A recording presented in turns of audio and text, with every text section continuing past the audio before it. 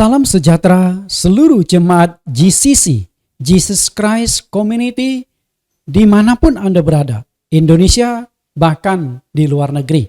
Berjumpa kembali melalui ibadah online, melalui ibadah live streaming bersama dengan GCC yang disalurkan melalui program Bible Teaching Ministry.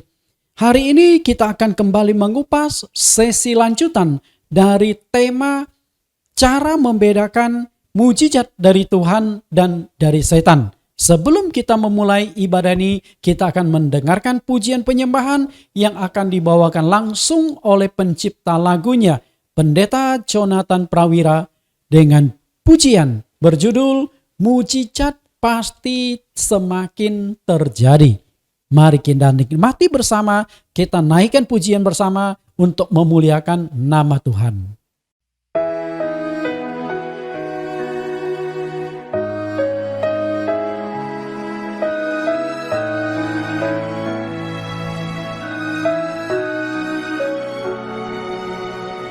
Sekalipun masa semakin sukar berjalan bersamamu, ku takkan gentar.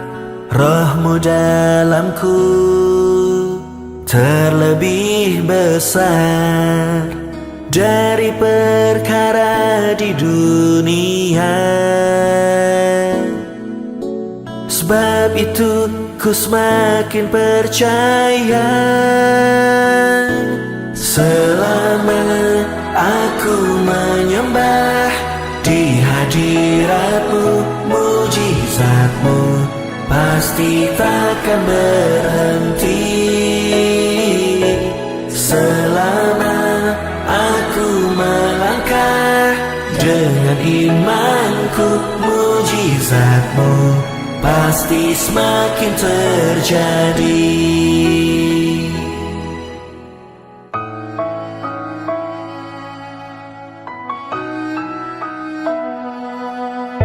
Sekalipun masa semakin sukar berjalan bersamamu, ku takkan gentar. Rohmu dalamku terlebih besar dari perkara di dunia. Sebab itu ku semakin percaya, selama aku menyembah di hadiratmu, mujizatmu pasti takkan berhenti. Selama aku melangkah dengan imanku, mujizatmu pasti semakin terjadi.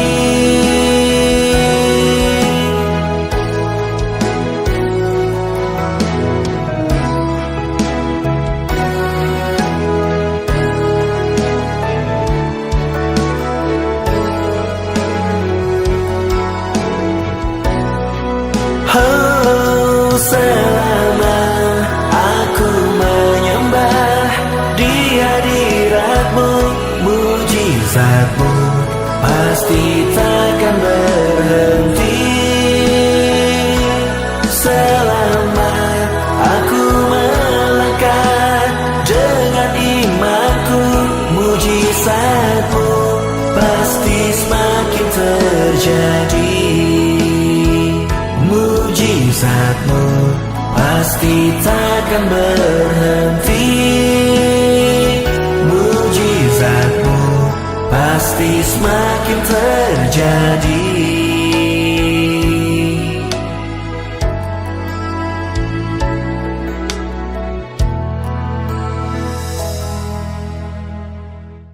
Bapak Ibu, senang sekali berjumpa dengan Anda. Kita kembali melakukan ibadah secara live streaming pada hari ini. Nah, tema yang akan kita kupas hari ini adalah cara membedakan tanda heran dan mujizat dari Tuhan atau dari setan. Sebelum kita masuk firman Tuhan, kita akan berdoa. Mohon Tuhan Yesus pimpin dan membuka hati dan pikiran kita. Kita berdoa. Di dalam nama Tuhan Yesus kami berdoa. Tuhan, Allah yang kami sembah di dalam nama Yesus Kristus, hari ini kembali kami mengadakan ibadah secara live streaming untuk menjangkau saudara-saudari kami, jemaat-jemaat kami, Jesus Christ Community, maupun seluruh umat Kristen dimanapun mereka berada. Kemudahan membuat akses internet melalui link YouTube akan membantu kami untuk memahami kebenaran firman-Mu. Karena itu, sebelum kami mendengarkan firman-Mu, kami rindu Tuhan sendiri yang berotoritas mengambil alih seluruh rangkaian ibadah. Engkau pimpin kami, buka hati kami, telinga, mata rohani, mata batin kami, agar kebenaran yang disampaikan pada saat ini bisa kami tangkap dengan baik, sehingga kami bisa membedakan tentang mujizat dari Tuhan ataukah dari setan. Siapkan hati kami untuk mendengarkan kebenaran firman-Mu. Di dalam nama Yesus Kristus kami berdoa. Amin. Tema pengajaran, cara membedakan tanda heran dan mujizat dari Tuhan atau dari setan. Kita sudah belajar di sesi yang pertama, hari ini kita akan belajar di sesi yang kedua. Karena tema ini terdiri dari 3 sesi. Awalnya saya ingin membuat satu sesi selesai. Tapi begitu saya menggali materi ini, semakin digali semakin banyak kebenaran-kebenaran yang muncul. Akhirnya sampai 3 episode, 3 mini seri. Tujuan dari pelajaran ini atau tujuan dari tema mini seri ini ada 2. Seperti yang sudah saya sampaikan pada pertemuan yang lalu. Yang pertama adalah untuk mencerdaskan pendengar agar tidak tertipu dan dimanipulasi oleh orang-orang tertentu. Ketika seseorang punya kemampuan supranatural, melakukan tanda heran, melakukan mujizat, nah kuasa tersebut bisa dimanfaatkan untuk tujuan-tujuan yang tidak baik. Mencari kemuliaan, mencari keuntungan pribadi. Karena itu tidak sedikit para dukun, para paranormal memasang tarif ketika mau konsultasi, ketika ingin mendapatkan sesuatu dari mereka sampai puluhan juta.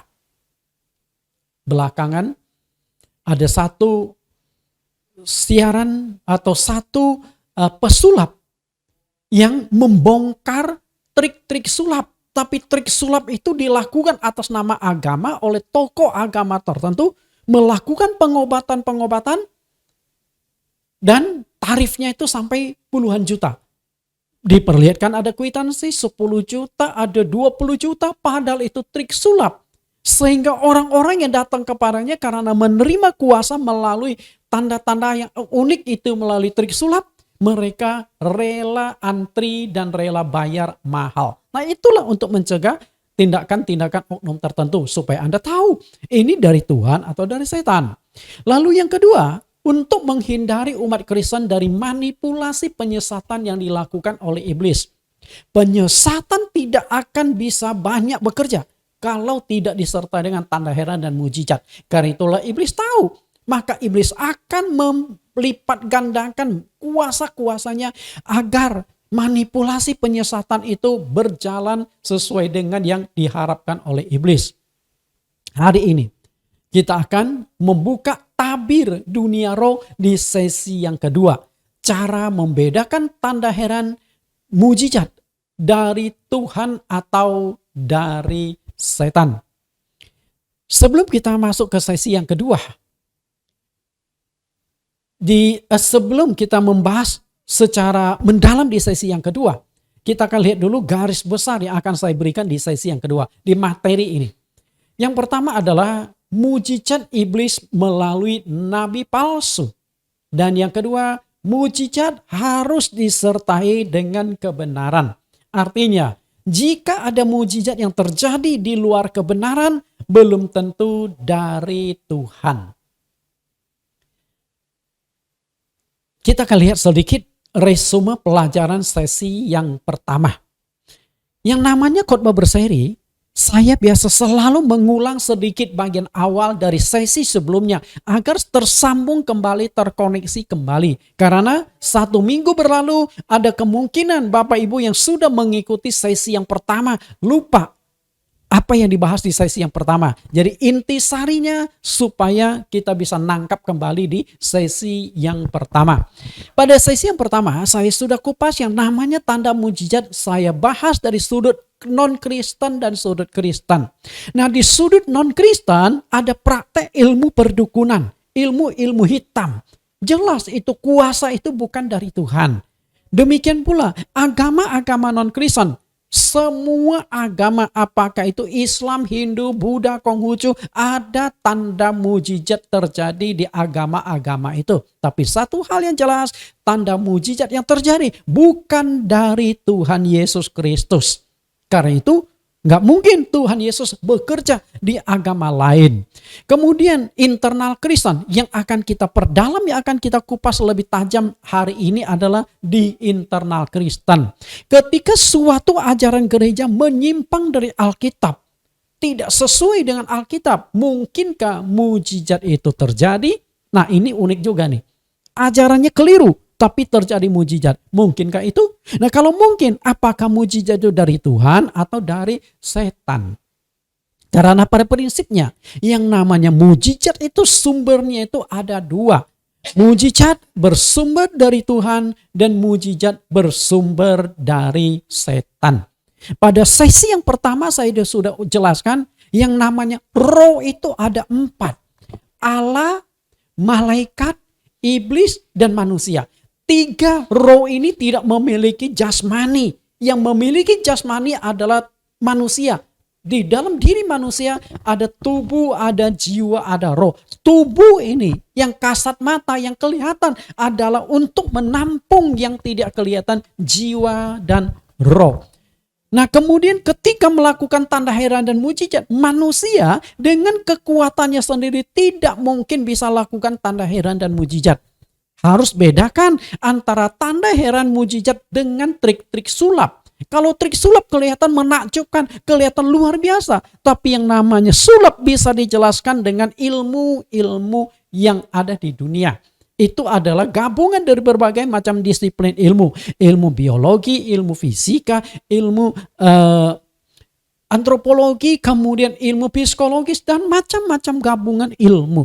Sedangkan tanda mujizat bukan mengandalkan disiplin ilmu, tapi ada satu kekuatan roh yang bekerja di balik tanda mujizat itu. Karena itu tanda mujizat adalah sesuatu yang bersifat supranatural, yang tidak natural, sesuatu yang tidak bisa dijelaskan dengan ilmu pengetahuan, yang tidak bisa dijelaskan dengan logika manusia.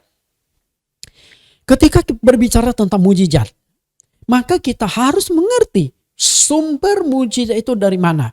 Kalau kita tidak menemukan sumber mujizat, kita tidak akan tahu ini mujizat dari Tuhan ataukah mujizat itu dari setan. Karena jika kita melihat hasilnya, maka kita akan terkecoh. Kita akan berpikir semua tanda mujizat itu dari Tuhan. Padahal tidak demikian.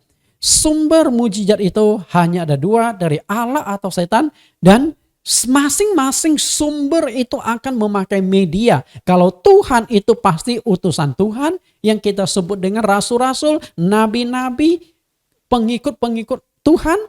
Sedangkan dari iblis akan melalui tukang-tukang sihir, dukun-dukun, voodoo, paranormal, dan lain sebagainya. Tapi hasilnya bisa saja terjadi persis seperti yang dilakukan oleh Allah. Pada sesi yang pertama saya sudah kupas. Musa mengubah tongkat menjadi ular, tukang-tukang sihir Firaun pun mengubah tongkat menjadi ular. Air diubah Musa menjadi darah, tukang sihir pun mengubah air menjadi darah. Dan mereka melakukan penciptaan kata-kata bermunculan meliputi seluruh tanah Mesir. Bapak Ibu, nah di bagian yang kedua atau di sesi yang kedua ini akan dikupas. Jika sebuah gereja ajarannya telah menyimpang dari Alkitab, apakah bisa terjadi tanda dan mujizat? Yang kedua, jika seorang hamba Tuhan hidupnya tidak benar, tidak kudus, apakah bisa terjadi tanda mujizat? Ini yang paling penting untuk kita kupas supaya kita tidak terjebak. Nah, mujizat tanpa kebenaran mungkinkah terjadi? Kita seringkali mendengar tentang kebenaran dan kebenaran. Tapi apakah kebenaran itu? Apakah yang dimaksud dengan kebenaran? Tuhan Yesus menjelaskan makna kebenaran itu melalui Yohanes 17 ayat 17. Kuduskanlah mereka dalam kebenaran. Firman-Mu adalah kebenaran. Ternyata yang dimaksudkan kebenaran itu adalah firman Tuhan. Artinya sebuah mujizat tidak akan bisa terjadi kalau itu dari Allah. Kalau tidak ada kalau tidak taat dalam kebenaran. Artinya di luar kebenaran, mujizat yang terjadi patut ditanda-tanyai. Betulkah itu dari Tuhan?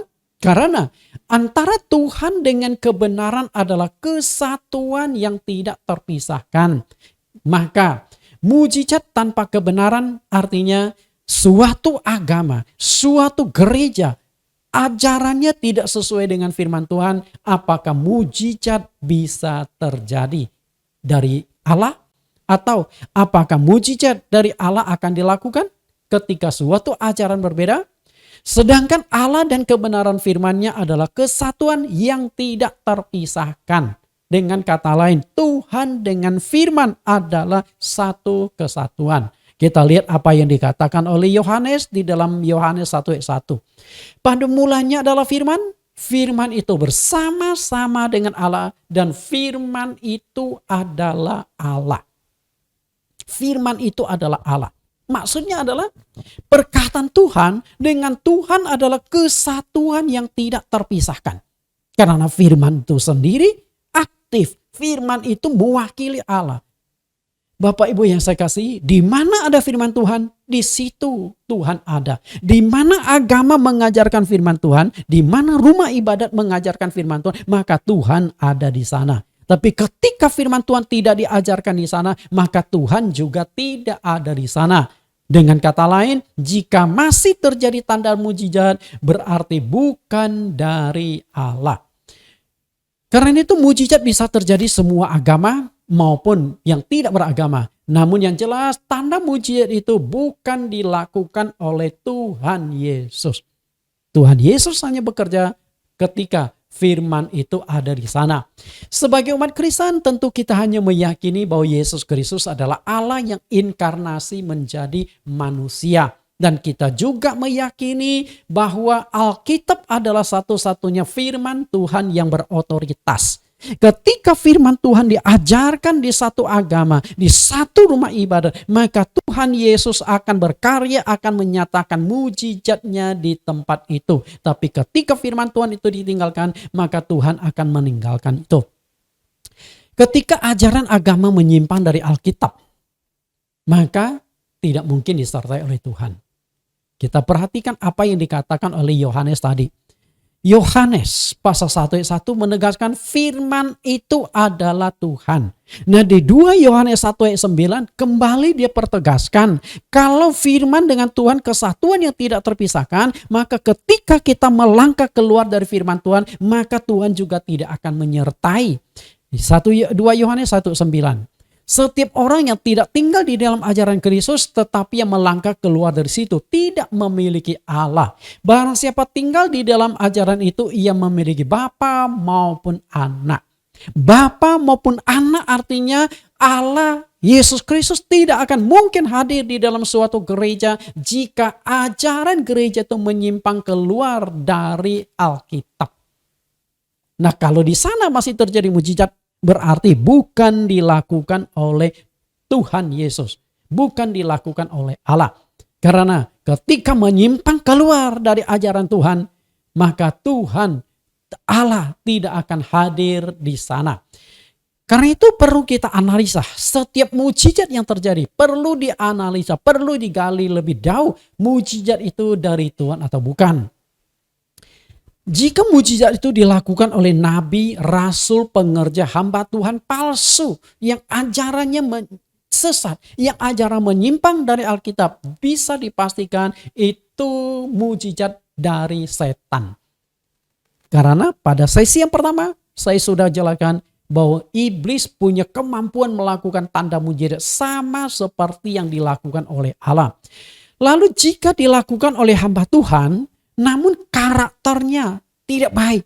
Hamba Tuhannya itu kasar, perkataannya itu jorok, suka maki-maki orang, kemudian hidup di dalam dosa, kawin, cerai, perselingkuhan, hidupnya tidak kudus, dan motivasi pelayanannya juga tidak benar. Setiap kali diundang khotbah pasang tarif mahal-mahal, tapi masih bisa terjadi mujizat kepada hamba Tuhan itu, maka di sini tidak mungkin dari Tuhan, berarti dari setan. Tapi siapa yang berani mengatakan pendeta yang lakukan tanda mujizat itu dari setan? Siapa yang berani? Bisa bermasalah. Karena itu yang penting adalah saya akan menggali sesuai dengan dasar Alkitab, membuktikan ketika seorang hidupnya tidak benar masih terjadi mujizat, itu bukan dari Tuhan. Ini yang disebut dengan nabi-nabi palsu.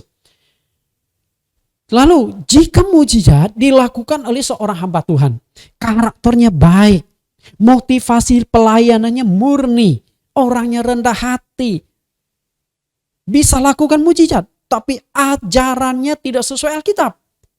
Bagaimana kasus ini? Kasus ini adalah Tuhan izinkan terjadi. Nah, Tuhan izinkan terjadi akan saya kupas lebih jauh, lebih tajam di sesi yang ketiga. Bahwa walaupun ajaran gereja tidak sesuai Alkitab, Tuhan masih bisa izinkan terjadi pada gereja itu, tetapi antara mujizat dengan kebenaran dua hal yang dipisahkan.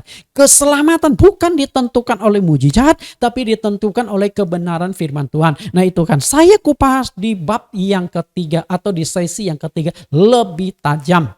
Kemudian jika tanda mujizat dilakukan oleh hamba Tuhan yang karakternya baik dan ajarannya itu alkitabiah, ini bisa dipastikan dari Tuhan tanda mujizatnya. Sama seperti yang dilakukan oleh rasul-rasul. Ajaran mereka alkitabiah dan karakter mereka juga teruji layak disebut sebagai hamba-hamba Tuhan. Jika seorang hamba Tuhan ajarannya menyimpang dari Alkitab, dan karakter serta kekudusannya bermasalah, masih bisa terjadi tanda mujizat. Itu adalah manipulasi setan untuk melakukan penyesatan. Jadi yang melakukan tanda mujizat itu hanya mediator, hanya alat, hanya sebagai sarana untuk menyatakan kuasa dari iblis. Masalahnya adalah apakah ada gereja yang sesat di dunia? Ketika saya tanya, ada gak gereja yang sesat di dunia? Pasti Anda akan berkata, oh banyak Pak Nathan. Permasalahannya adalah gereja mana yang sesat? Coba, gereja mana yang sesat? Ketika Anda mengatakan gereja A sesat, apakah gereja A merasa dirinya sesat? Tidak. Tidak ada satupun gereja di dunia yang mengatakan ajarannya sesat. Semua gereja pasti mengklaim ajarannya itu alkitabiah. Saya sering kali diundang gereja-gereja untuk menyampaikan firman Tuhan. Dari gereja besar sampai gereja kecil. 30-an tahun saya menjadi hamba Tuhan. Sudah sering kali masuk keluar gereja, macam-macam gereja. Belum pernah sekalipun saya bertemu dengan gereja yang menyatakan diri sesat. Begitu masuk ke gereja, lalu ada sepotong kalimat dengan tulisan, hati-hati, ajaran gereja kami sedikit bermasalah. Enggak pernah. Semua gereja mengatakan dirinya sesat. Dirinya alkitabiah. Lalu hamba Tuhan, apakah ada hamba Tuhan yang sesat di dunia? Pasti Anda berkata, oh banyak, pendeta ini sesat, pendeta itu sesat. Tunggu dulu. Coba tanya pendeta yang kita katakan sesat, pendeta A yang kita katakan sesat. Tanya, Pak, ajaranmu sesat enggak? Siapa yang ngomong sesat? Ajaran saya alkitabiah, tahu? Saya 30 tahun bergaul dengan banyak pendeta. Dari pendeta kecil sampai pendeta-pendeta besar. Sebelum saya buka gereja sendiri, saya sempat bernaung juga di bawah pendeta Gilbert Lumoindong. Belum pernah saya ketemu dengan pendeta-pendeta yang lagi ngobrol. Dia berkata, Pak Nathan, jangan dekat-dekat saya karena ajaran saya sedikit bermasalah. Enggak. Semua pendeta mengklaim ajarannya pasti alkitabiah. Nah disinilah jadi masalah. Jika semua gereja benar, semua pendeta ajarannya benar, lalu di dunia muncul 1000-an denominasi. Di Indonesia 326 sinode dengan ajaran berbeda-beda. Mana yang benar? Apakah semuanya benar? Yang saya khawatirkan adalah terjadi penyesatan tetapi mereka tidak tahu ajarannya sesat. Itu yang paling berbahaya. Nah, kita lihat penjelasan Yesus tentang penyesatan. Matius 18 ayat 6 sampai 7. Tetapi barang siapa menyesatkan salah satu dari anak-anak kecil ini yang percaya kepadaku, lebih baik baginya jika sebuah batu kilangan diikatkan pada lehernya lalu ia ditenggelamkan ke dalam laut. Oh, marah sekali Tuhan Yesus itu tentang penyesatan. Karena itu Tuhan sayang sekali sama pendeta sekaligus benci sama pendeta. Tuhan sayang kepada pendeta karena pendeta adalah mitra kerja Tuhan Yesus memberitakan Injil. Tapi Tuhan akan benci sekali sama pendeta ketika pendeta itu melakukan penyesatan. Okay? Menyampaikan suatu ajaran yang sesat. Maka Tuhan Yesus memberikan cara atau memberikan teknik bunuh diri kepada pemberita Injil. Ikat lehermu dengan tali, lalu ujung tali itu diikat dengan batu kilangan, dicampakkan ke dalam laut. Bunuh diri saja di sana, jangan bangun lagi, biar ada batu yang besar yang menahan supaya engkau tidak naik lagi ketika badanmu sudah mati bengkak. Tidak akan mengambang ke air. Supaya engkau jangan bangkit, jangan bangun lagi menyesatkan orang lain. Tuhan marah sekali. Lalu ayat 7, celakalah dunia dengan segala penyesatannya. Memang penyesatan harus ada, tetapi celakalah orang yang mengadakannya. Perhatikan perkataan Tuhan Yesus, memang penyesatan harus ada. Maksudnya itu apa? Maksud di sini adalah penyesatan adalah sesuatu hal yang tidak bisa dihindari, tidak bisa ditolak. Dengan kata lain, penyesatan pasti terjadi. Anda tidak mungkin mencegah orang lain. Ketika orang lain berkhotbah, menyampaikan sebuah topik baptisan berbeda dengan Anda tidak bisa mengatakan, oh you yang salah, gua yang benar. Nggak bisa. Dia juga akan berkata balik, you yang salah, gua yang benar. Kalau gitu mana yang benar? Baptisan nih, yang percik mengatakan dia yang benar, yang selam mengatakan dia yang benar. Apakah percik dan selam dua-duanya benar? Nggak mungkin Alkitab mengandung dua kebenaran. Karena itulah di dalam Efesus pasal 4 ayat yang kelima dikatakan satu Tuhan, satu iman, satu baptisan. Kalau Tuhan itu satu, nggak mungkin Tuhan yang satu akan memberikan dua macam versi baptisan. Itu baru satu contoh loh, baptisan loh. Belum lagi perjamuan kudus, kebenaran-kebenaran yang lain. Karena itulah masalahnya adalah tidak ada seorang pun pendeta atau hamba Tuhan yang mengaku dan merasa dirinya sesat. Kalau dia tidak merasa, otomatis dia tidak akan mengaku. Pasti dia akan mengatakan ajaranku sudah alkitabiah. Masalahnya adalah penyesatan itu tidak semudah yang kita bayangkan. Tidak mudah dideteksi. Kalau penyesatan mudah sekali kita deteksi, penyesatan mudah sekali kita kenali, tidak ada orang yang mau disesatkan. Dan tidak ada pendeta yang berusaha menyesatkan orang. Karena pendeta juga ingin menyelamatkan orang lain. Karena itu, celakalah dunia dengan segala penyesatannya. Di sini dalam penyesatan ada oknum yang lakukan. Maka Yesus katakan di ayat 7, celakalah orang yang mengadakan. Orang ini siapa dia? Siapakah yang dimaksudkan orang di sini? Orang yang dimaksudkan di sini yang memiliki potensi melakukan penyesatan. Apakah itu hamba Tuhan? Apakah ada pendeta yang sengaja dan secara sadar melakukan penyesatan kepada umat yang dipimpinnya? Saya katakan tidak ada. Tidak ada pendeta yang begitu jahatnya sengaja menyesatkan kecuali iblis melalui dukun-dukun atau nabi-nabi palsu. Tapi yang namanya nabi palsu pun kadang-kala mereka tidak sadar bahwa mereka itu nabi yang palsu. Karena mereka juga merasa sebagai hamba Tuhan. Masalahnya adalah penyesatan ini. Tadi sudah diungkapkan bahwa tidak ada hamba Tuhan yang dengan sadar dan sengaja menyesatkan umat yang dipimpinnya. Kalau demikian berarti ada dalang di balik segala penyesatan itu. Orang Jawa punya sebuah permainan dalam dunia seni yang namanya pertunjukan wayang kulit. Wayang. Dan pertunjukan wayang ini melibatkan dua unsur utama. Dalang dan lakon. Dalang adalah alat yang dipakai wayang kulitnya itu yang muncul. Dalang itu adalah yang bermain di balik itu. Sedangkan lakon itu adalah orang, alatnya yang dimainkan di depan. Jadi yang kita dibuat tertawa, yang kita dibuat menangis waktu kita melihat perakan-perakan, sebenarnya itu bukan yang di depan, tapi dalangnya ini.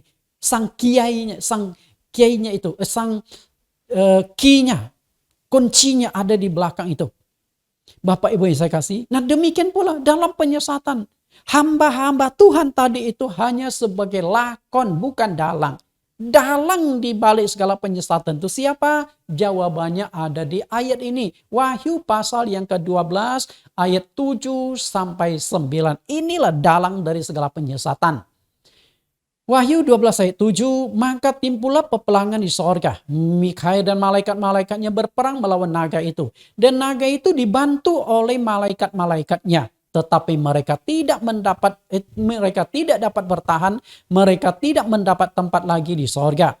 Dan naga besar itu si ular tua yang disebut iblis atau Satan yang menyesatkan seluruh dunia.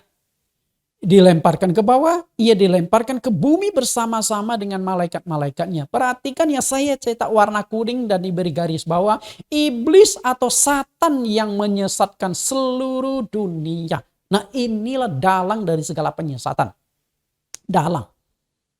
Ketika dicampakkan ke bumi, ini terjadi. Mestinya ini terjadi sebelum Adam dan Hawa diciptakan. Iblis sudah ada di bumi ini. Begitu selesai diciptakan, Adam dan Hawa sudah harus berhadapan dengan iblis. Dan akhirnya mereka jatuh dalam dosa gara-gara si iblis yang membujuk mereka. Dalam segala penyesatan itu adalah iblis. Dialah si dalangnya. Tapi perlu Anda ketahui, tadi saya sudah jelaskan bahwa yang namanya roh itu ada 4. Allah, malaikat, iblis, dan manusia. Roh tidak akan bisa melakukan sesuatu kalau tidak menggunakan media. Karena itu ketika mau menjatuhkan Adam dan Hawa, media yang dipakai oleh iblis saat itu adalah ular. Pertanyaan di sini adalah, ular ini apakah setan atau ular benaran? Bisa 2 kemungkinan. Kemungkinan pertama adalah ular jejadian. Karena Alkitab mengatakan iblis bisa menyamar sebagai malaikat terang. Berarti iblis juga bisa menyamar seekor ular. Mewujudkan dirinya menjadi seekor ular dan berbicara dengan Adam dan Hawa.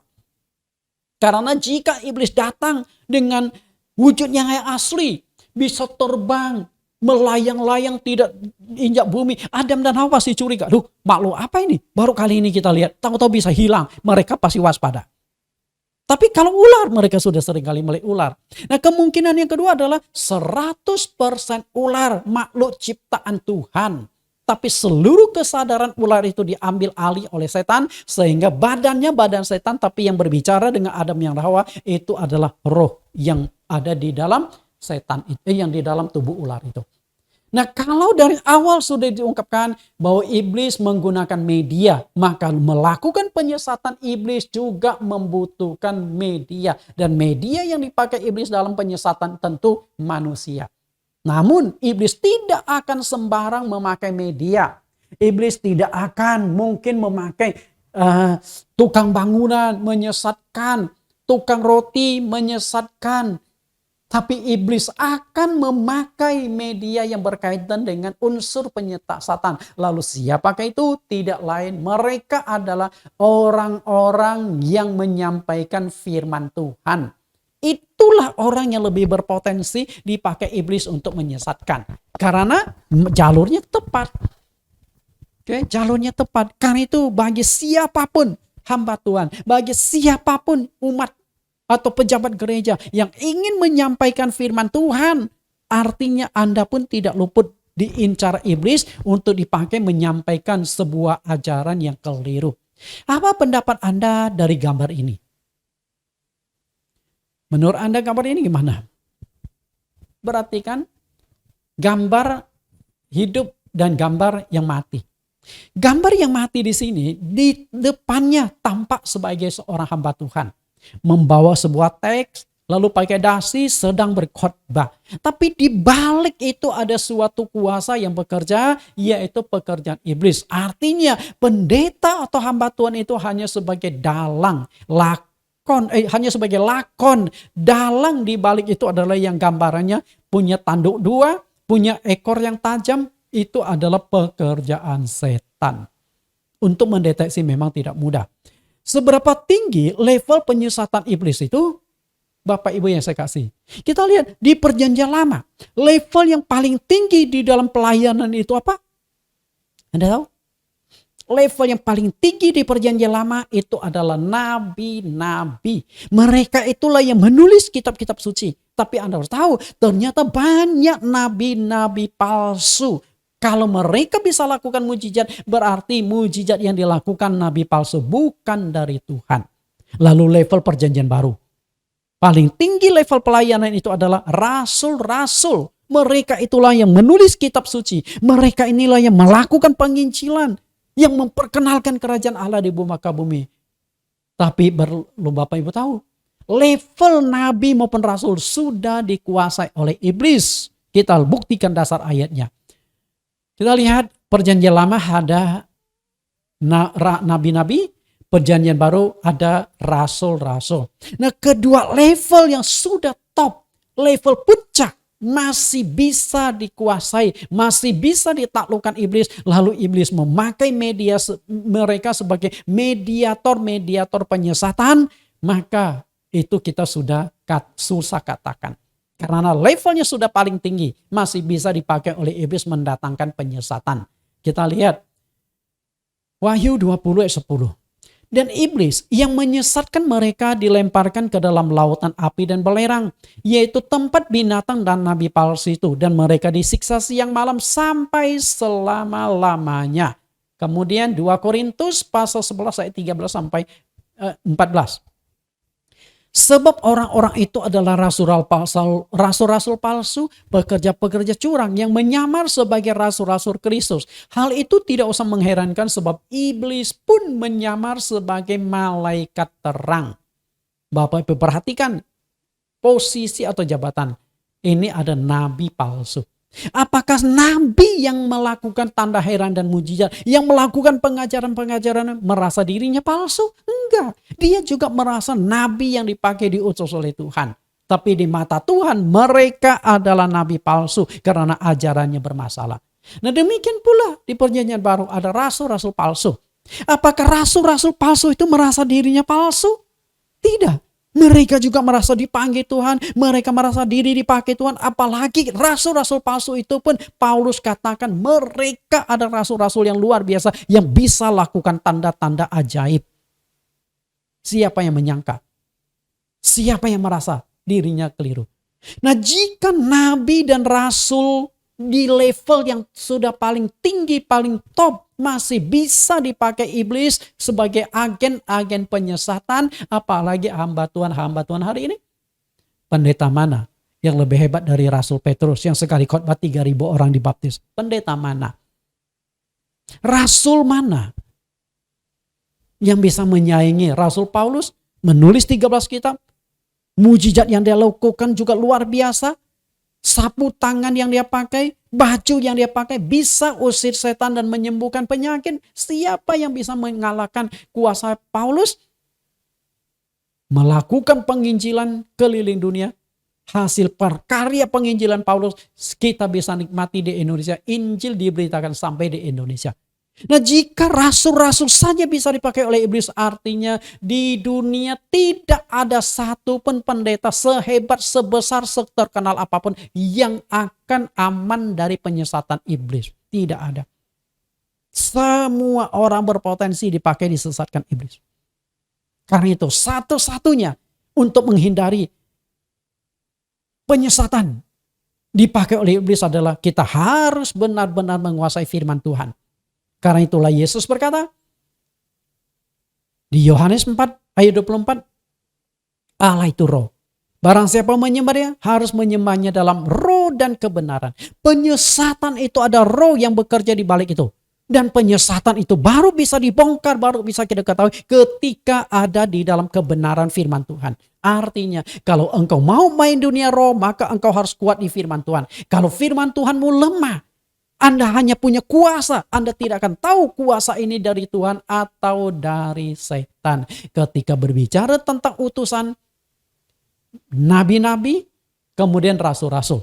Kedua level ini mestinya adalah hamba-hamba utusan Tuhan. Ketika mereka tidak diutus oleh Tuhan, maka mereka itu dikategorikan sebagai nabi atau rasul palsu. Maka di ayat yang kita baca, nabi palsu, rasul-rasul palsu, pekerja-pekerja curang. Karena itu sangat ditentukan apakah mereka utusan Tuhan.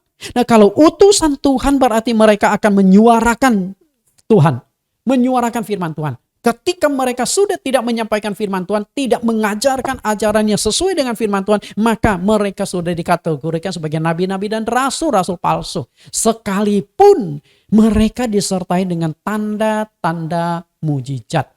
Karena itu di dalam perjanjian lama, banyak sekali muncul nabi-nabi palsu yang tidak pernah diutus oleh Tuhan. Kita lihat apa yang disampaikan Tuhan melalui Nabi Yeremia 23 ayat 21-22. Yeremia 23 ayat 21. Aku tidak mengutus para nabi itu, namun mereka giat. Aku tidak berfirman kepada mereka, namun mereka bernubuat. Jelas nggak di sini? Tuhan sendiri berkata, aku nggak utus nabi itu, tapi mereka giat. Aku tidak berfirman, artinya aku tidak suruh sampaikan ajaran ini, tapi mereka ajarkan. Lalu ajaran yang disampaikan oleh nabi yang tidak diutus Tuhan itu apa? Pasti ajaran dia, pendapat dia sendiri, hasil pikiran dia sendiri. Ayat 25. Aku telah mendengar apa yang dikatakan oleh para nabi yang bernubuat palsu demi namaku dengan mengatakan aku telah bermimpi, aku telah bermimpi. Ternyata yang disampaikan itu adalah mimpi-mimpi. Dia berkata, oh Tuhan memberikan tahu kepada saya lewat mimpi. Oh Tuhan kemarin baru berfirman kepada saya. Oh Tuhan memberitahukan kepada saya. Akan terjadi begini, akan terjadi begitu. Nubuat-nubuat.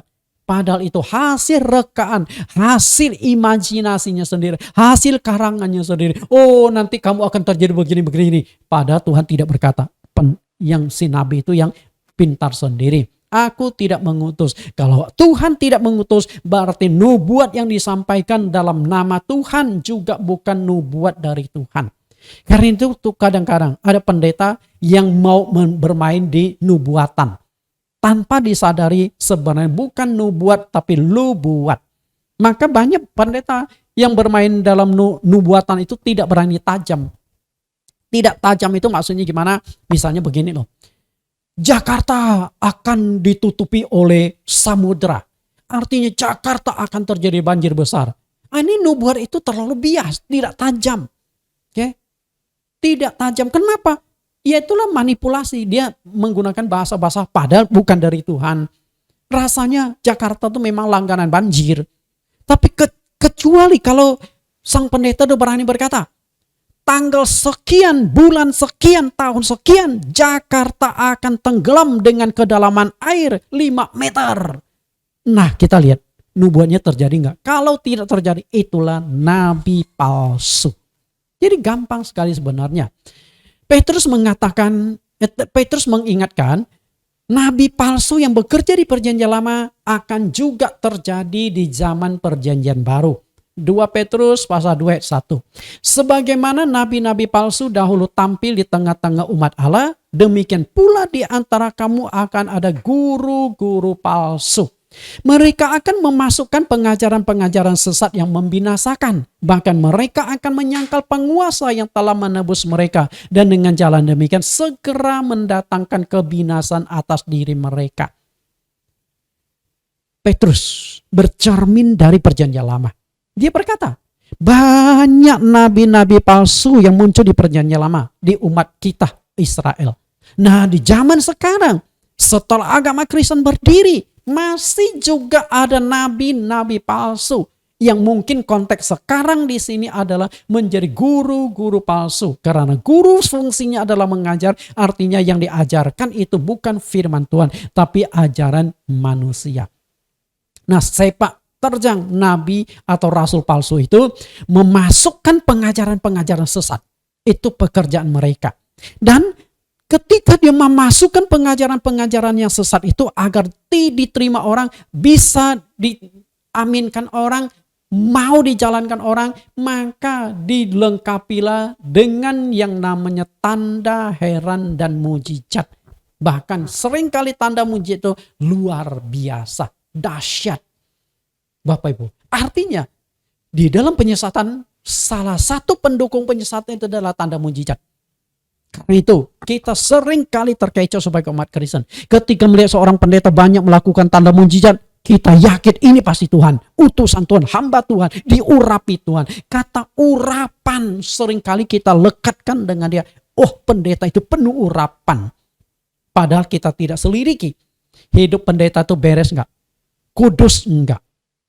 Motivasinya bagaimana, karakternya bagaimana, ajarannya bagaimana.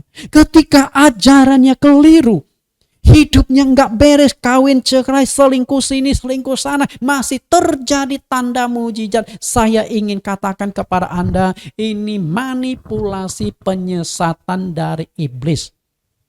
Oke, manipulasi penyesatan iblis. Semua tanda mujizat orientasinya adalah mencari keuntungan materi dan kemuliaan duniawi. Tanda-tanda heran yang dilakukan oleh nabi-nabi palsu itu hanya sebagai pelengkap di dalam penyesatan. Kita lihat peringatan Tuhan Yesus di Matius pasal yang ke-24 ayat 4, 5, ayat 23 dan 24. Kita lihat ayat 4. Jawab Yesus kepada mereka, waspadalah supaya jangan ada orang yang menyesatkan kamu. Sebab banyak orang akan datang dengan memakai namaku dan berkata, akulah Mesias. Dan mereka akan menyesatkan banyak orang. Pada waktu itu jika orang berkata kepada kamu, lihat Mesias ada di sini. Atau Mesias ada di sana. Jangan kamu percaya. Ayat 24, sebab Mesias palsu dan nabi-nabi palsu akan muncul. Dan mereka akan mengadakan tanda-tanda yang dahsyat dan mujizat-mujizat. Sehingga sekiranya mungkin mereka menyesatkan orang-orang pilihan juga. Perhatikan di sini. Orang-orang pilihan itu sudah milik Tuhan. Itu masih bisa disesatkan. Apalagi yang bukan orang pilihan, yang bukan milik Tuhan. Lebih gampang. Karena mestinya orang pilihan Tuhan itu sudah Tuhan proteksi. Diamankan. Ditutupi. Supaya mereka tidak tersesatkan agar masuk surga. Tapi itu pun masih berpotensi disesatkan. Karena itu penyesatan itu luar biasa. Jangan ada orang yang menyesatkan kamu. Yesus ingatkan kita, jangan sekali-kali engkau berikan dirimu disesatkan. Jangan ada orang yang menyesatkan kamu. Karena banyak nabi palsu yang akan muncul. Dan mereka akan berkata, akulah Mesias. Aku utusan Tuhan, aku hamba Tuhan. Bahkan ada yang berani mengklaim, akulah Yesus Kristus. Di Korea, pernah muncul seorang hamba Tuhan. Yang banyak sekali melakukan tanda mujizat. Tapi ajarannya keliru. Hidupnya ngawur. Kalau tidak salah namanya itu Wan Xianming. Pendeta itu banyak melakukan tanda mujizat.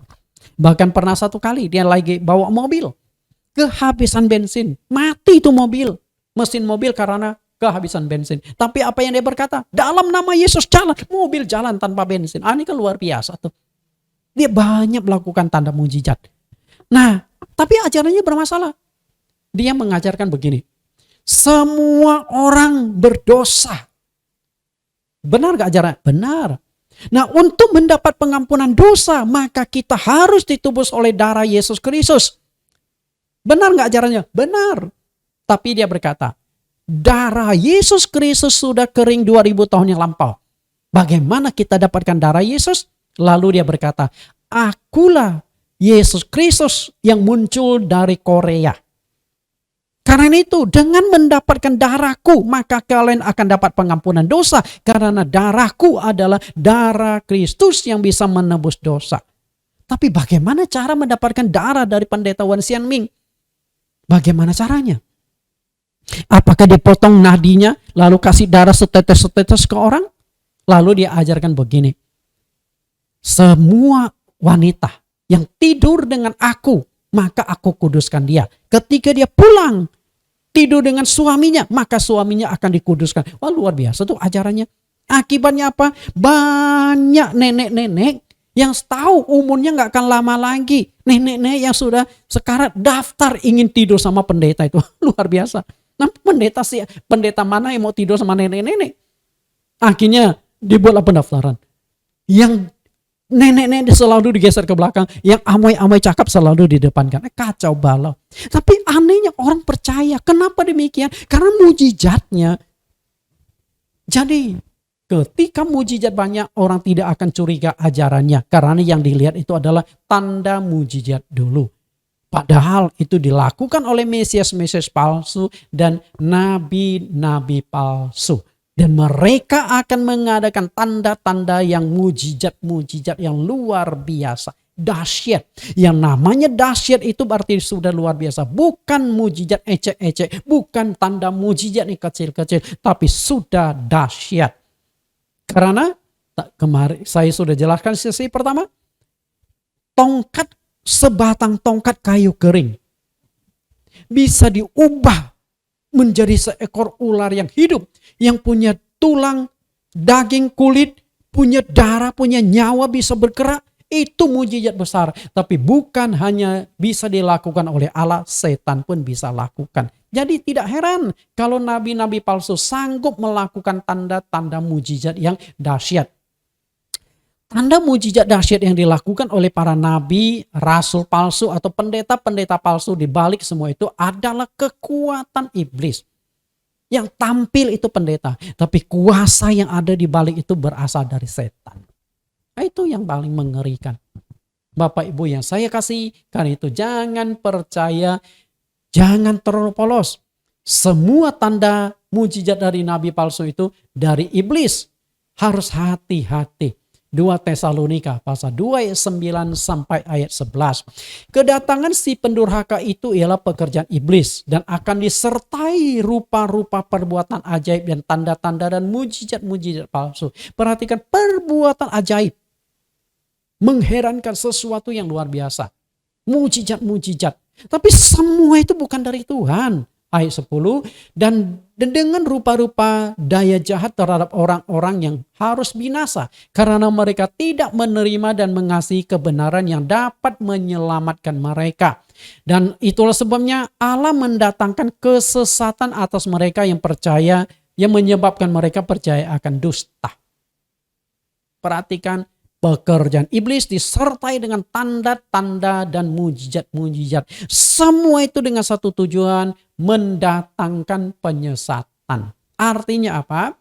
Tanda mujizat yang dilakukan oleh nabi-nabi palsu, rasul-rasul palsu, tujuannya adalah melakukan penyesatan. Jika seorang pendeta ajarannya sudah jelas sesat, tapi masih terjadi tanda heran dan mujizat, orang tidak melihat ajarannya, tapi lihat adalah tanda mujizat. Oh, pendeta ini disertai Tuhan. Dengan demikian, pengajaran sudah tidak penting. Firman Tuhan sudah tidak penting. Bisa tangkap Anda? Padahal, jangan dibalik. Yang penting itu bukan mujizat tapi firman Tuhan. Mujizat itu hanya dibutuhkan untuk menerobos firman. Ketika orang belum mengenal Yesus, belum percaya Yesus, melalui mujizat, diawali mujizat, mereka bertuyun-tuyun datang. Nah, di saat itulah pengajaran bisa disampaikan. Tapi kalau Anda kumpulkan orang untuk diajarkan, siapa yang mau datang? Orang hanya akan merasakan mujizat, akan datang berkumpul ketika mereka mendapatkan manfaat. Anda ingat tentang batu kecil milik Ponari? Sebuah batu kecil ini dicelupkan di air lalu diminum, dapat kesembuhan. Dan ketika Ponari melakukan praktek itu, berduyun-duyun yang datang ke sana. Ribuan orang hanya gara-gara sebutir batu kecil. Karena apa? Orang melihat faktanya dulu. Nah, kalau betul itu dari Tuhan, batunya kemana? Si Ponarinya sekarang masih jadi dukun enggak? Dukun cilik? Enggak. Kalau gitu berarti ada sesuatu. Tapi orang akan datang, orang akan cari. Karena itu Anda bisa membangun sebuah gereja di gunung, puncak gunung sekalipun. Percayalah, gereja Anda akan penuh dengan jemaat. ketika yang membangun gereja itu pendeta yang penuh dengan tanda mujizat luar biasa, orang pasti cari, berduyun-duyun ke sana. Percaya gak? Nggak usah pikirkan ajarannya dulu. Orang pasti datang. Sedangkan kalau kita dirikan gereja besar di kota, nggak ada yang datang karena nggak ada tanda mujizat. Jadi tanda mujizat itu adalah sebuah daya tarik seperti sebuah magnet mengisap orang. Tapi masalahnya ajarannya benar atau tidak. Keselamatan ditentukan oleh ajaran, bukan ditentukan oleh mujizat. Lalu mungkin Anda akan bertanya, Pak Nathan, bagaimana kami bisa tahu bahwa hamba Tuhan yang melayani, yang melakukan tanda mujizat itu dikategorikan sebagai rasul-rasul palsu atau nabi-nabi palsu? Bagaimana kami tahu? Pak pendeta ini banyak melakukan tanda mujizat. Tapi kami tidak tahu, ini pendeta ini disertai Tuhan, mujizat dari Tuhan atau dari setan. Bagaimana kita bedakan? Nah, kita lihat bagaimana membedakan. Ada ciri khas pelayanan nabi palsu. Saya berikan 7 ciri khas di 2 Petrus pasal 2 ayat 1 sampai ayat yang ketiga. Di sini perhatikan ada 7 ciri khas nabi palsu. Ciri khas pertama, pelayanan mereka itu dilakukan di gereja. Perhatikan di ayat pertama, sebagaimana nabi-nabi palsu dahulu tampil di tengah-tengah umat Allah. Di tengah-tengah umat Allah itu berbicara orang yang percaya kepada Tuhan. Konteks sekarang ada di dalam gereja. Artinya nabi-nabi palsu dia tidak bekerja di luar Kristen. Dia bekerja di dalam internal Kristen. Nabi-nabi palsu bekerja di dalam gereja. Kalau engkau tidak bisa memahami atau tidak tajam, Anda tidak tahu bahwa gembala yang Anda ikuti ternyata nabi palsu. Bahaya sekali. Lalu yang kedua, akan memasukkan pengajaran yang sesat menyimpang dari Alkitab. Perhatikan masih ayat yang pertama. Mereka akan memasukkan pengajaran-pengajaran sesat yang membinasakan. Jadi yang namanya nabi palsu, dia akan ajarkan sesuatu ajaran yang tidak alkitabiah. Baptisannya tidak sesuai Alkitab, perjamuan kudusnya tidak sesuai Alkitab. Padahal mereka lakukan. Sehingga kita terjebak, oh pendeta ini melakukan perjamuan. Aktif lagi perjamuannya, setiap minggu dilakukan. Tapi kita tidak berpikir perjamuan yang dilakukan sudah sesuai Alkitab belum. Bahannya sudah cocok atau enggak. 3 tahun dunia dilanda COVID, banyak pendeta melakukan ibadah online, ibadah Zoom, live streaming, termasuk juga kami. Dan banyak pendeta akhirnya melakukan perjamuan kudus jarak jauh, perjamuan Tuhan. Sehingga pendeta, satu kali saya pernah lihat di live streaming, pendeta ketika melakukan perjamuan kudus, lalu beritahukan kepada jemaatnya ada di rumah masing-masing. Pendeta berkata, Bapak Ibu di rumah ada apa? Kue kering, bakpao, wafer, singkong, pisang goreng. Kalau ada segera pegang karena kita akan mengadakan perjamuan. Lalu mungkin ada jemaat pegang pisang goreng. Mulailah pendeta doakan, dalam nama Tuhan Yesus kita akan menerima tubuh Tuhan. Jadi tubuh Tuhan itu terbuat dari singkong, tubuh Tuhan terbuat dari pisang goreng. Sembrono. Oke. Nah apalagi jika terjadi mujizat di dalam perjamuan kudus, orang akan takjub lagi. Maka ada sebuah gereja ketika melakukan perjamuan kudus, roti perjamuan itu direbutin orang. Kadang-kadang dilemparkan, direbutin orang. Semua orang bawa kantong-kantong plastik, ingin dapatkan roti perjamuan supaya pulang, yang sakit dikasih. Bahkan pernah satu kali kesaksian, seorang jemaat yang bawa pulang roti perjamuan, ada kucingnya yang sakit, hampir mati, dipaksakan makan roti perjamuan, sembuh itu kucingnya, mulai dia saksikan. Itu pernah saya dengar hampir 10 tahun di siaran radio. Dia berkata, benar-benar dahsyat tubuh Tuhan. Betulkah itu? Kacau balau. Oke. Nah pengajaran, memasukkan pengajaran yang sesat. Artinya yang tidak ada di Alkitab dimasukkan dan diajarkan. Sebenarnya banyak sekali. Cuman kalau saya sebutkan secara spesifik, mungkin Anda akan marah, akan berontak. Memang tidak ada di Alkitab. Kemudian, tidak tunduk pada otoritas, artinya memiliki sifat sombong.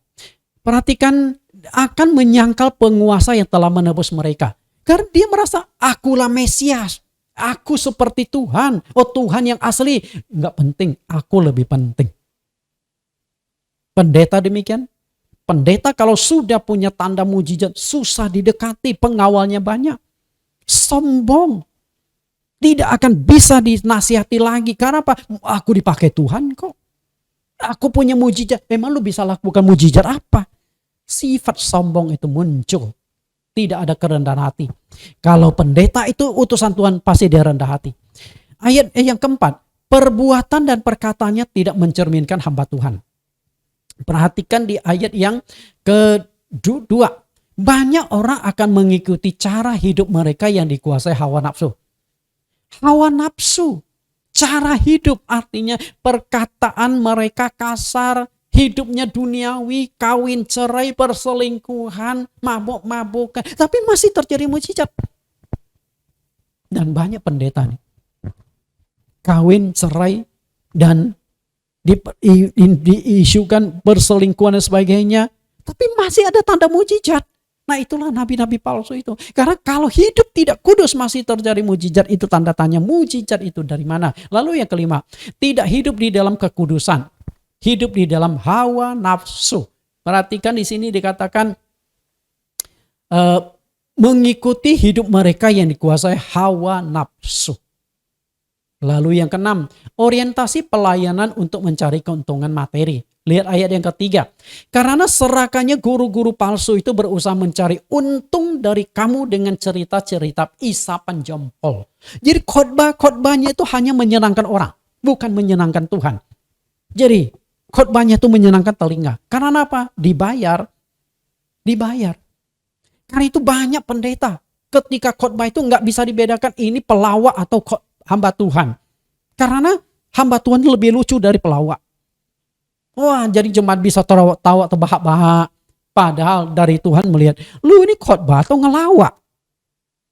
Tapi itulah yang menyenangkan. Jika pendeta menyampaikan firman Tuhan keras, alkitabiah, dan biasa ajaran Alkitab membuat orang ngantuk. Sama seperti Anda baca Alkitab ngantuk, benar gak? Kalau ajarannya alkitabiah sering membuat orang ngantuk. Siapa yang mau mendengarkan khotbah demikian? Anda tidak akan diundang. Kemudian 7. Khotbahnya hanya isapan jempol. Artinya yang enak-enak, yang menyenangkan. Tidak berani menyampaikan firman Tuhan yang tegas. Itulah 7 ciri khas nabi palsu. Nah, apakah seorang hamba Tuhan sadar ketika dirinya dipakai oleh iblis? Saya akan ungkapkan. Apakah para nabi yang diutus Tuhan itu merasa dirinya nabi palsu? Pasti tidak. Nabi-nabi palsu itu juga merasa aku nabi yang dipakai Tuhan. Nah demikian pula, apakah rasul-rasul di perjanjian baru yang tidak dipilih oleh Tuhan Yesus sebagai rasulnya, dia merasa diri sebagai rasul palsu? Enggak. Mereka juga ingin, maka bersaing tuh. Rasul asli Petrus, Paulus dan sebagainya bersaing sama rasul-rasul palsu. Karena mereka ada pengikutnya, mereka juga lakukan tanda mujizat. Tapi Rasul Petrus dan Rasul Paulus berkata, mereka itu rasul-rasul palsu. Artinya bukan pilihan Tuhan. Berarti tidak mudah mendeteksi adanya penyesatan. Jika yang berkepentingan, hamba Tuhan sendiri tidak bisa mendeteksi dia ini dipakai setan atau tidak, apalagi orang lain. Jadi mendeteksinya tidak mudah, sangat-sangat sulit. Kalau Tuhan tidak karuniakan kemampuan mendeteksi, tidak akan bisa dideteksi. Maka salah satu karunia Tuhan di dalam 1 Korintus pasal 12 adalah membedakan bermacam-macam roh. Benar gak? Itu karunia. Artinya, kalau pendeta yang punya karunia membedakan macam roh, dia lihat, oh ini nabi palsu. Oh ini pekerjaan roh jahat, bukan dari Tuhan. Dia punya kemampuan itu. Ada 2 murid Tuhan Yesus yang tidak sadar bahwa diri mereka diperalat oleh iblis. Yang pertama itu adalah Rasul Yudas Iskariot. Yang kedua adalah Rasul Simon Petrus. Kita lihat, kedua rasul tidak sadar mereka dipakai oleh setan. Kita lihat dulu Rasul Petrus. Matius pasal yang ke-16 ayat 21 sampai 24. Sejak waktu itu Yesus menyatakan kepada murid-muridnya bahwa ia harus pergi ke Yerusalem dan menanggung banyak penderitaan dari pihak tua-tua, imam-imam kepala dan ahli-ahli Taurat, lalu dibunuh dan dibangkitkan pada hari ketiga. Tetapi Petrus menarik Yesus ke samping dan menegur dia. Katanya, Tuhan, kiranya Allah menjauhkan hal itu. Hal itu sekali-kali tidak akan menimpa engkau. Jadi Yesus tuh di hadapan murid berkata, nanti aku akan pergi ke Yerusalem, aku akan ditangkap, disiksa, dihina, bahkan mati, disalibkan. Yesus sudah jelaskan, sudah menubuatkan apa yang akan terjadi dengan dirinya. Nah, Petrus sebagai kepala dari rasul-rasul itu kemungkinan menarik Tuhan, sekali-kali itu tidak akan menimpa engkau. Tidak akan terjadi padamu. Lalu bagaimana Yesus menanggapi? Apakah Yesus berkata, matur nuhun, kamsia, sia-sia ni sama Petrus? Mestinya kan berterima kasih nih. Tapi Yesus tegur Petrus dengan keras. Kita lihat ayat 23. Maka Yesus berpaling dan berkata kepada Petrus, lenyalah iblis, engkau batu sandungan bagiku. Sebab engkau bukan memikirkan apa yang dipikirkan Allah, melainkan apa yang dipikirkan manusia. Perhatikan di sini. Nyala iblis. Yesus ini tegur Petrus atau iblis yang bekerja di hati Petrus? Yang ditegur itu adalah iblisnya. Karena Tuhan tahu ini pekerjaan iblis. Coba kalau Yesus mengikuti saran Petrus, jangan pergi ke Yerusalem. Sembunyi saja.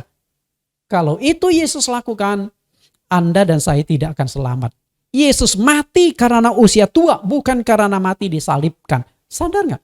Begitu halus, begitu licin, sampai Petrus saja tidak sadar. Ternyata otaknya itu di balik pikirannya itu adalah setan. Manusia itu hanya pikir enak-enaknya. Sama juga teori kemakmuran. Percaya Yesus menyenangkan, itu enak-enak. Ketika ajaran itu yang enak-enak, termasuk hyper grace. Oh, dosamu sudah diampuni dulu, sekarang akan datang. Sebelum engkau jatuh dalam dosa, sebelum engkau berbuat dosa, dosamu sudah dihapuskan Tuhan. Kan aneh itu. Belum buat dosa, dosa sudah dihapuskan. Gimana ceritanya? Enak banget. Tapi sadarkah itu ajarannya bermasalah? Ayat 24, lalu Yesus berkata kepada murid-muridnya, setiap orang yang mau mengikut aku, ia harus menyangkal diri, memikul salib dan mengikut aku. Jadi Kristen itu gak gampang. Penuh penderitaan. Kalau ada pendeta yang mengajarkan teori kemakmuran, ikut Yesus itu happy, ikut Yesus menyenangkan, penuh berlimpah berkat, penuh berlimpah mujizat, itu tanda tanya. Teori kemakmuran itu bahaya sekali. Kemudian Yudas Iskariot tidak sadar diperalat oleh iblis.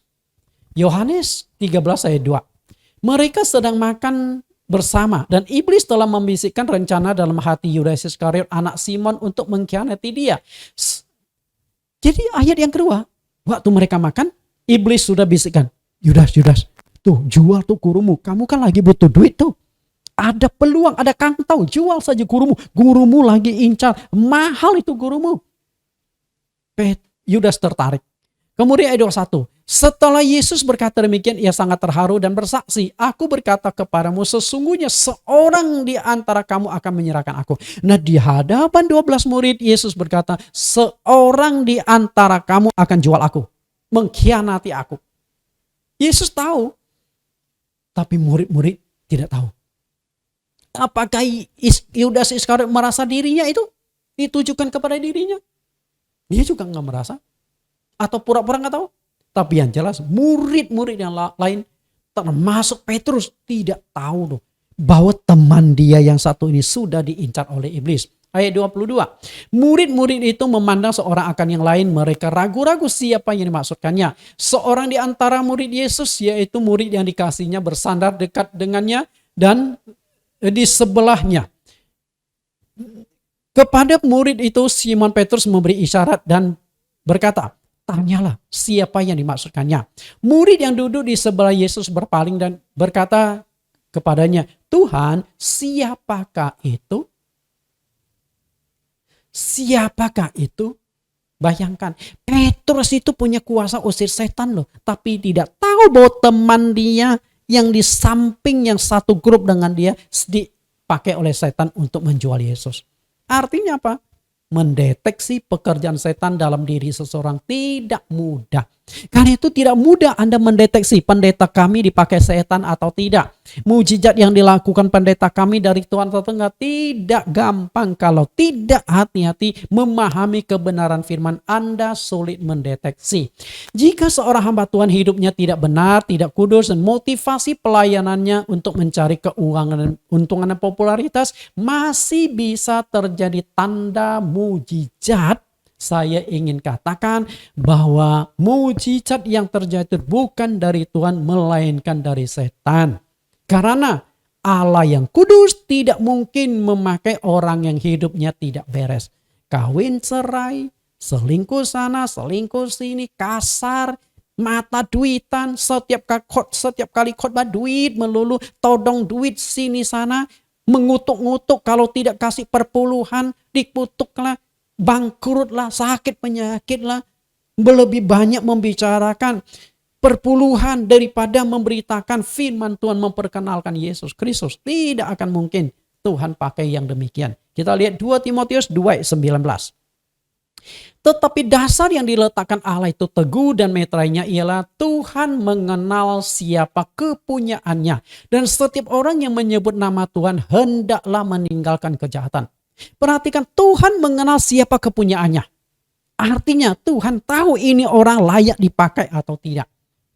Dan kalau mau dipakai, engkau harus menjauhi kejahatan. Artinya punya karakter yang baik baru dipakai Tuhan. Mujizat itu dari Tuhan. Kalau pendeta tidak punya karakter yang baik, suka nipu, suka bohong, buat kejahatan-kejahatan, masih terjadi mujizat. Itu mujizat bukan dari Tuhan, mujizat dari setan. Lalu ayat 22, jika seorang menyucikan dirinya dari hal-hal yang jahat, ia akan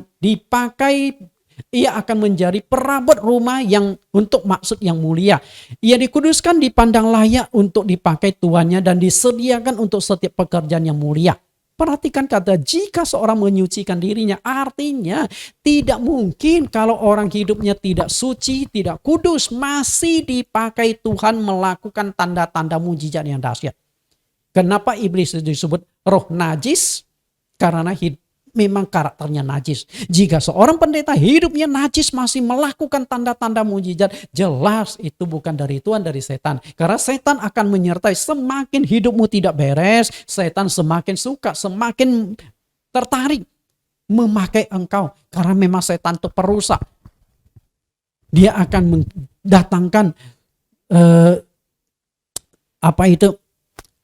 pengajaran-pengajaran yang keliru disisipkan ke dalam gereja dan pengajaran-pengajaran sehingga jemaat hidup. Bayangkan jika pendetanya banyak melakukan tanda mujizat tapi pendetanya selingkuh terus.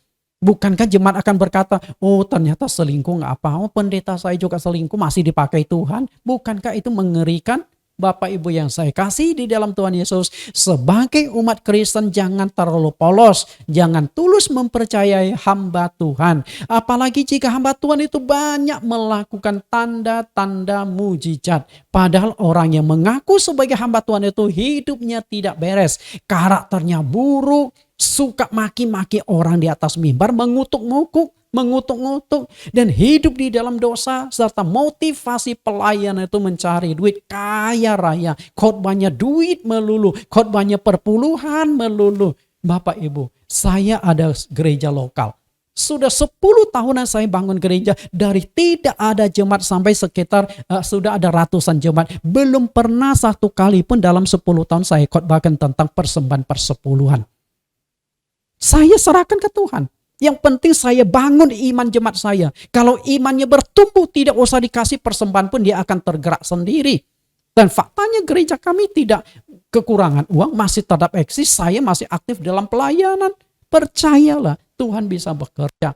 Bapak Ibu yang saya kasihi, jemaat yang polos dan tulus hatinya, mereka ini yang paling mudah ditipu oleh si serigala berbulu domba. Lihat perkataan yang keras dari Rasul Paulus. Roma 16 ayat 17 sampai 18.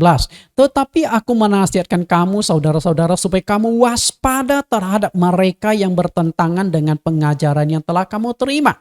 Artinya pengajaran itu penting. Pengajaran itu penting, bukan mujizat yang penting. Menimbulkan perpecahan dan godaan sebab itu hindari mereka.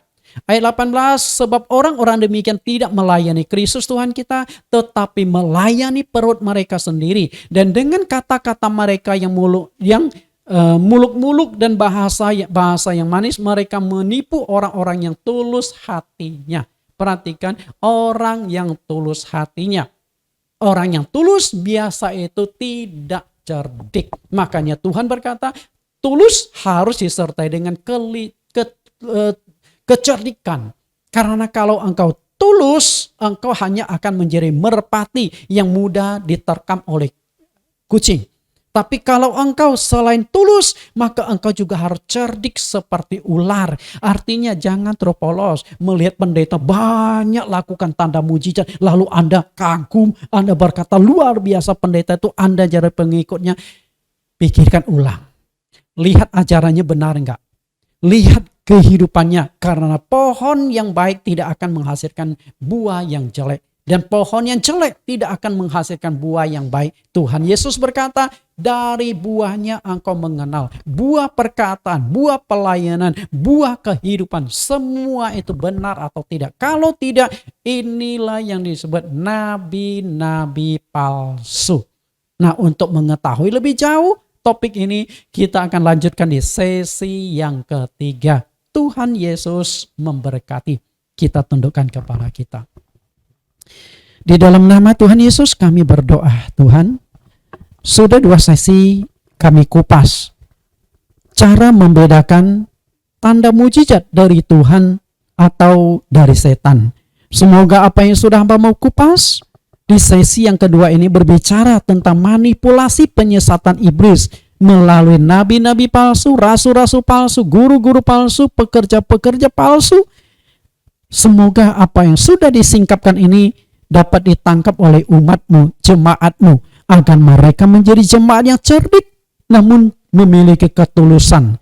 Jangan hanya tulus, namun tidak cerdik. Akibatnya mereka dimanipulasi, mereka ditipu, dan mereka terjebak di dalam manipulasi penyesatan yang dilakukan iblis melalui pelayan-pelayan palsu itu. Hamba-Mu rindu agar kebenaran ini juga diberitakan, diteruskan oleh siapapun yang merasa diberkati, supaya menyadarkan semakin banyak orang oleh kebenaran ini. Terima kasih Tuhan, dan pada sesi yang akan datang kembali kami akan mengupas bagaimana membedakan mujizat dari Tuhan atau dari setan. Engkau terus pimpin kami sehingga 3 sesi topik ini bisa diselesaikan dengan baik. Hanya di dalam nama Yesus Kristus kami tutup doa kami. Amin. Bapak Ibu yang saya kasihi, kita akan lanjutkan minggu depan dengan topik yang sama, dengan tema yang sama, bagaimana cara membedakan tanda mujizat dari Tuhan atau dari setan, dengan uraian-uraian, kupasan-kupasan yang lebih tajam, yang lebih seru lagi. Tuhan Yesus berkati.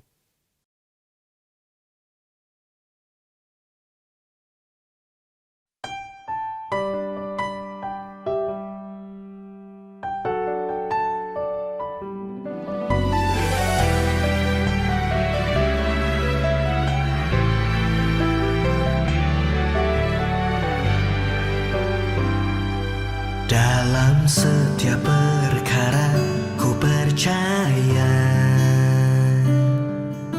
tak ada yang mustahil bagimu. Kau Tuhan berkuasa menjadikan yang tak ada menjadi ada bagiku. Dalam setiap perkara ku percaya, tak ada yang mustahil bagimu. Kau Tuhan berkuasa menjadikan yang tak ada menjadi ada bagiku. Di tengah dunia yang penuh dengan masalah, selama ada Tuhan, mujizat pasti ada. yang percaya, meski belum melihat, pada waktunya Tuhan pasti membuat mujizat.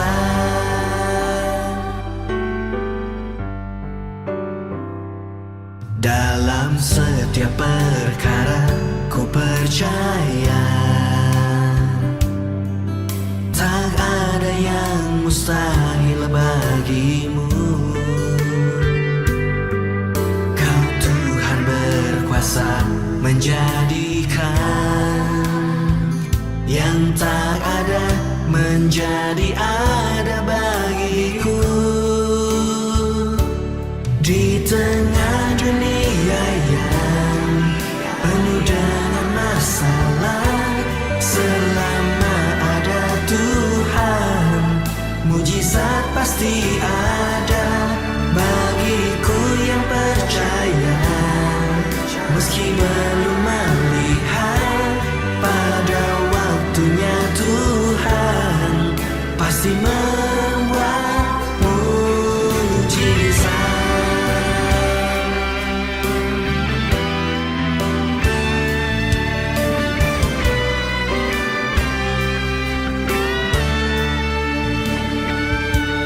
Di tengah dunia yang penuh dengan masalah, selama ada Tuhan, mujizat pasti ada. Bagiku yang percaya, meski belum melihat, pada waktunya Tuhan pasti